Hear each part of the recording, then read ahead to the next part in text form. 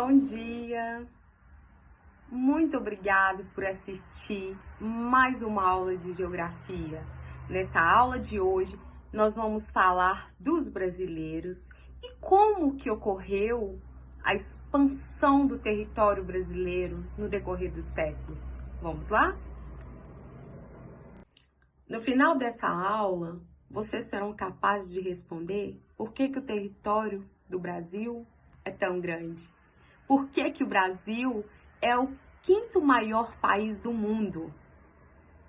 Em 1500, quando os portugueses chegaram aqui no Brasil, eu gosto de utilizar essa expressão, chegaram aqui no Brasil, porque quando eles aqui chegaram, já havia os nativos, os índios. Então, eles não descobriram o Brasil, eles acharam o Brasil em 1500. 6 anos antes desse descobrimento, Portugal e Espanha tinham feito um acordo, porque eles já sabiam que eles iriam encontrar as novas terras. Então, Portugal e Espanha decidiram que o lado leste ia pertencer aos portugueses e o lado oeste das novas terras ia pertencer à Espanha. Então, eles fizeram um tratado chamado Tratado de Tordesilhas, que divide esse território. Então, pessoal, em 1500, quando os portugueses aqui chegaram, o território brasileiro era bem menor. Confere na telinha.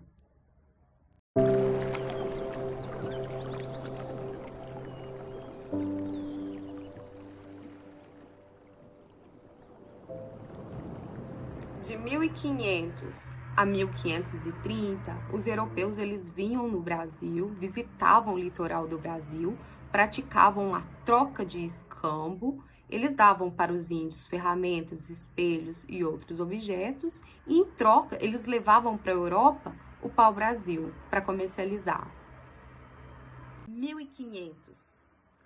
O rei de Portugal, ele está com muito medo. Medo de perder o território brasileiro para os franceses ou para os holandeses. Porque ele só visitava o litoral. Ele só visitava o litoral porque ele explorava somente o pau-brasil. Foi aí que ele teve uma grande ideia. Ele convocou os nobres, deu para cada nobre um pedaço de terra no território brasileiro. Esse pedaço de terra, ele foi chamado de capitania hereditária. Hereditária que podia passar de pai para filho, lembrando que se tratava de uma doação. Os nobres, eles podiam plantar nessas terras, eles podiam trazer investimentos para essas terras, mas eles não podiam vender. Mas em troca de grandes produções que eles fariam, eles teriam que pagar para o rei de Portugal somente os impostos.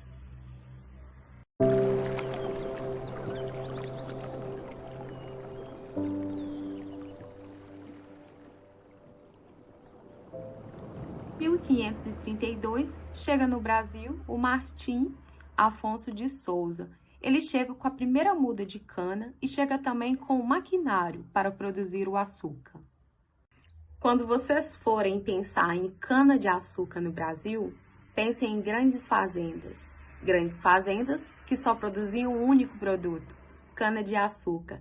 É a chamada monocultura, o cultivo apenas de um produto. Por que produzir tanto, produzir em grande escala, para atender o mercado europeu? Bom, podemos dizer que no Brasil tinha pequenas fazendas no meio dessas grandes monoculturas de cana que produziam vários tipos de coisa, que é a chamada policultura, porque lembrando que tinha que atender também com alimentos o mercado interno, as pessoas que aqui moravam. Vocês lembram do Pacto Colonial? Pois é, o Brasil ele só podia comercializar com os portugueses. Então ele enviava todo o açúcar para Portugal. Portugal vendia o açúcar para os holandeses. os holandeses refinavam o produto e vendiam para o consumidor final. Quem ganhava mais lucro com isso eram os holandeses, que vendiam pelo preço que eles estabeleciam. Como o produto era muito procurado na Europa, então gerava grande renda para os holandeses. Outro fator também foi que os holandeses eles emprestavam dinheiro e cobravam juros dos donatários. Os donatários eles precisavam pegar empréstimo para poder investir aqui nas terras brasileiras. Então, com esse dinheiro, eles compravam maquinário, ferramenta, as mudas para plantar cana-de-açúcar e pagavam juros para os holandeses. Em 1700, os holandeses já tentaram de todas as formas invadir o Brasil. Como eles não conseguiram invadir o Brasil, eles decidiram começar a plantar cana no Caribe. O Caribe tem um clima muito parecido com o clima brasileiro. Então, a cana-de-açúcar deu muito certo, se desenvolveu muito. Depois de 1700, os holandeses eles não compram mais o açúcar do Brasil. E eles passam a competir na Europa com o açúcar brasileiro. Bom, só para lembrar, o trabalho que predominou durante toda essa conjuntura do açúcar foi o trabalho escravo. Os portugueses traziam da África os negros para trabalhar aqui no Brasil. E houve também grande perda de biodiversidade, de flora e de fauna, já que a monocultura consiste em desmatar grande extensão territorial. A ganância de Portugal era tão grande que ele não conseguiu cumprir o combinado com Portugal do Tratado de Tordesilhas. Então, Portugal ele penetra para o interior do Brasil em busca da droga do sertão, para comercializar essa droga na Europa. Século XVIII, o século do ouro. A partir da conjuntura do ouro, tudo mudou.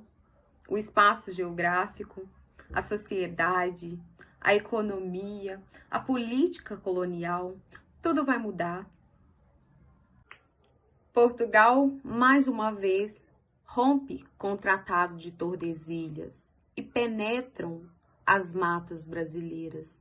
Vão em direção a Mato Grosso, Goiás e Minas Gerais. Vão à procura de ouro.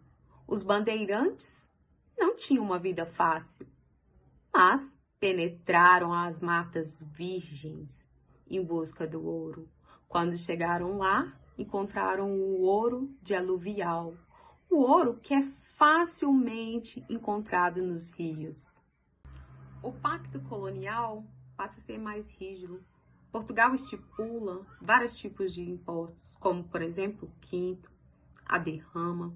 Quando termina o ouro de aluvial, Portugal decide, então, procurar o ouro no subsolo.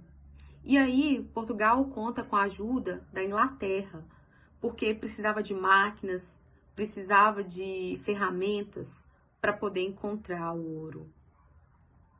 Muda tudo no Brasil. A partir do ouro, os lugares no Brasil passam a se conectar melhor. Surgem estradas para poder escoar o ouro. E surge também vilas para poder facilitar a vida dos exploradores desse ouro.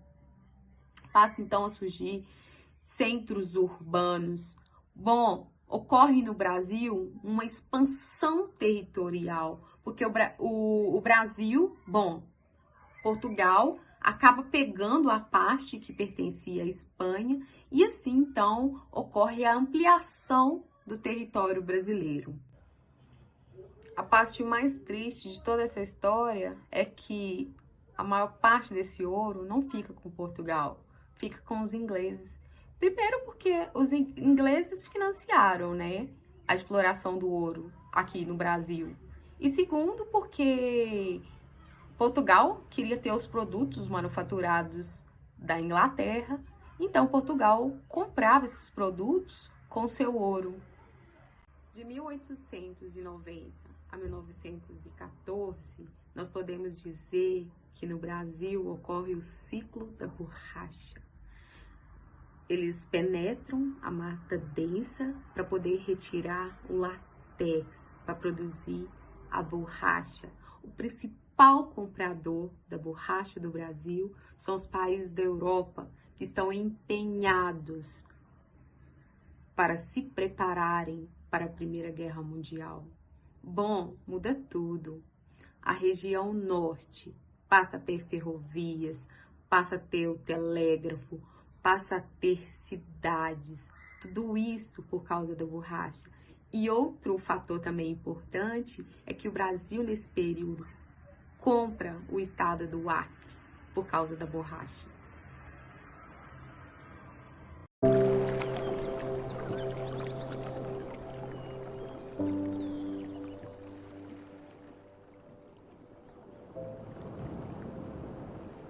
Em 1889, o Brasil ele deixa de ser monarquia e passa a ser república.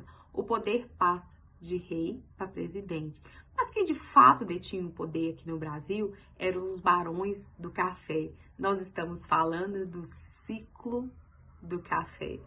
Ô, gente, é errado falar ciclo, por quê? Porque ainda hoje há grandes produtores de café. Então, o mais correto falar é conjuntura do café.